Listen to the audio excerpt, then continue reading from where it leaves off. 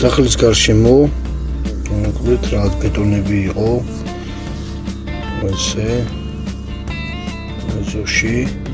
ყველგან ავიღეთ აქეთ მიმდინარეობს დამუშავება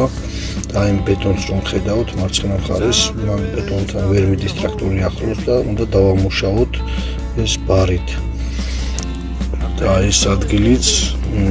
ძალიან ვიწრო ადგილია ამასაც ხედით დავამუშავებთ ეს ბოლომდე და აქ მერე ტუიებს დარგავს ან რაღაც მცენარეებს ყვავილებს მაგალითად